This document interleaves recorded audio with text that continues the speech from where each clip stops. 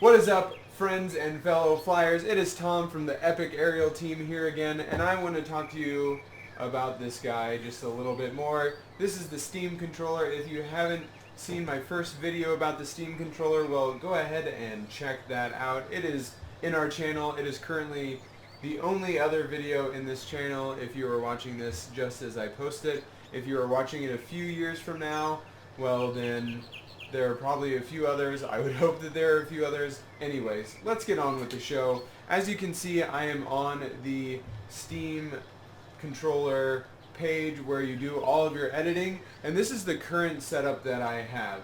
So basically, when I went from using an Xbox 360 controller, Xbox One, PlayStation 4, whatever, I used a claw hand, so I had the boost up on Y and then ball cam on B. So when I first got the Steam controller, I honestly wasn't enjoying it at all. I wanted to return it, but GameStop told me that I couldn't, so I decided I gotta make this work. And so I thought about, hey, how do I use the controller that is comfortable, and how can I adjust that onto the Steam controller? So what I did was actually put boost over, as you can see, over on the right bumper, so that I could continue to use my pointer finger for boost. Because normally I would put it on Y, and if I was to hold it like that, that was just extremely uncomfortable. So I moved it up here, and that has been awesome.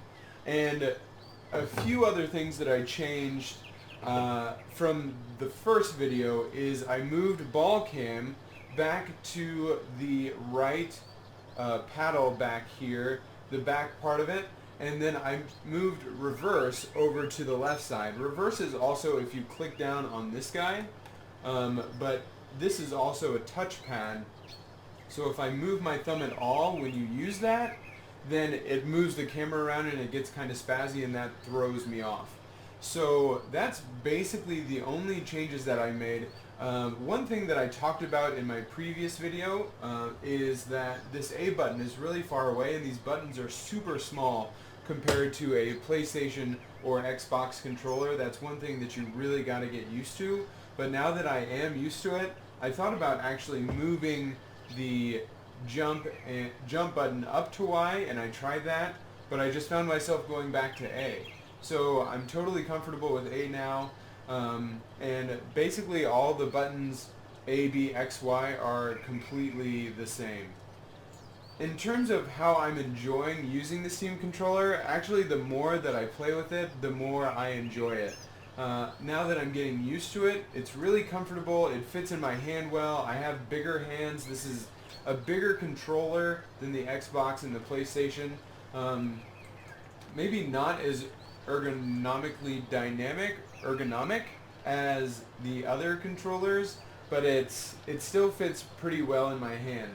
And I'm really enjoying using these guys back here, because then I can keep my fingers focused on the important stuff up on top, reverse, forward, boost, jump, etc. So all in all, I would say that the people that I've talked to that have a Steam controller or have one and have used it for Rocket League haven't been too excited about it.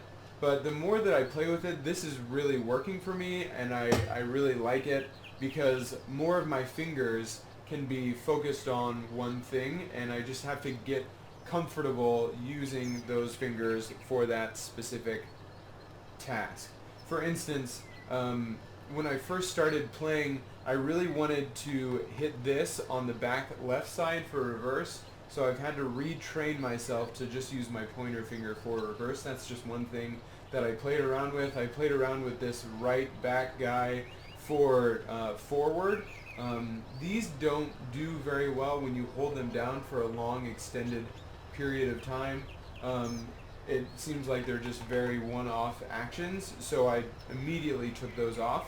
And one other thing that I experimented with was these, the two triggers actually have two settings. They have a soft pull and then a full pull. So I experimented with having the soft pull be go and then all the way down be boost. And what I found with that was that if I was trying to just jump, double jump forward or barrel roll, something like that, I would pull down all the way and then activate my boost. And when I was trying to handbrake, I would pull down all the way, whoops, and then I would use the boost, and that is not exactly what I was going for. So that's my thoughts. Really liking how I'm using this right now. I think at the end of the day, I would recommend trying a Steam controller if you are interested in trying something new and having a more dedicated, if you have strong fingers, if you have a piano or strong keyboarding background, and you can have strong fingers, I would recommend it because it gets you more focused on everything. I've definitely seen an improvement in my game since I've been getting a little bit more comfortable with everything. So I would definitely recommend it. Now, one thing that has been frustrating for me through this whole experience is exactly what you're looking at besides me, and that's been the user interface and how things go. I know that it doesn't really have anything to do with how you actually play with the Steam controller, but in terms of saving your configurations, exporting them, and getting back to them, it's been extremely confusing, and I actually spent about 15 minutes prior to making this video on exactly how I can get this to just stay where it is and not have to go back to it every time, because I wanted to save, and then once I saved it and I opened it back up, it just went back to the default, so I actually had to go back in and open the save that I just created. Doesn't really make any sense to me, and that's what I had to do. So the user interface, not quite there. The controller, really enjoy it. Have been enjoying it immensely and look forward to getting more and more comfortable with it. That's my update right now. Just wanted to make a quick video about that. I would give it a solid recommend.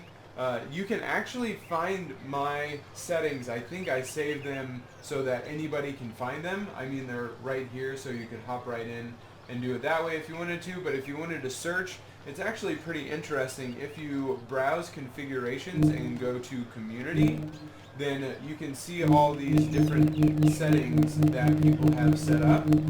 So, I mean, if I had 5 or 6 people using my configuration and it was going a little bit higher, I mean, that would be kind of cool. But obviously it's not about that. It's just about people using and having as much fun with Rocket League as possible. So check that out, guys. Check the Steam controller out. I would definitely give it a try. If you can find some place that you can actually return it if you don't enjoy it, I would recommend that. But that's about it. So again, Tom with the Steam controller, and until I see you again, fly safe.